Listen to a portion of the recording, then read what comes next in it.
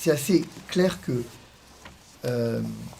c'est beaucoup plus facile de passer de l'industrie pharmaceutique aux autorités sanitaires que l'industrie pharmaceutique au gouvernement.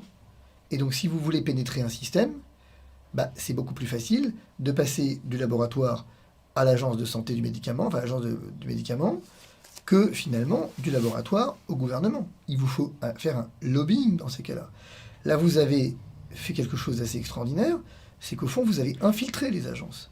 Et donc, la politique sanitaire, elle est plus décidée par les agences ou par le gouvernement, elle est décidée par l'industrie. Il faut être très clair, en fait, à ce sujet. Aujourd'hui, vous avez une espèce de corruption systémique des agences qui ne fonctionnent absolument pas en toute indépendance. Et il n'y a qu'à voir les liens d'intérêt, les fameux liens d'intérêt qui ne sont pas conflits d'intérêt, mais enfin, quand vous avez des liens d'intérêt, concrètement, vous regardez ce qui s'est passé dans le cadre du Covid qui est très intéressant. On avait à un moment donné dit que la nicotine protégeait du Covid. Or, on s'est aperçu que ceux qui l'ont dit, curieusement, appartenaient tous, avaient tous des affinités, des liens d'intérêt avec l'industrie du tabac. On s'aperçoit que Karine Lacombe a quelques appointances avec Gilead. On s'aperçoit que finalement, les uns et les autres ont quelques appointances avec l'industrie. C'est beaucoup plus facile. Vous avez l'ancien président de l'Agence européenne du médicament, c'est encore plus facile en Europe, qui avait dit quelque chose d'assez intéressant quand il est parti.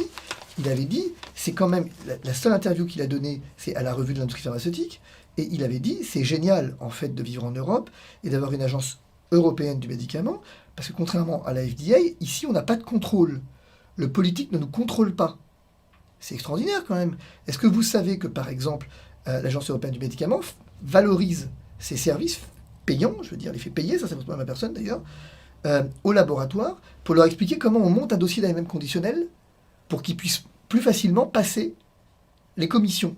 Donc vous avez l'agence européenne qui est censée être l'évaluateur indépendant, qui finalement finance, enfin pas finance, mais est financée par les laboratoires qui présentent les molécules.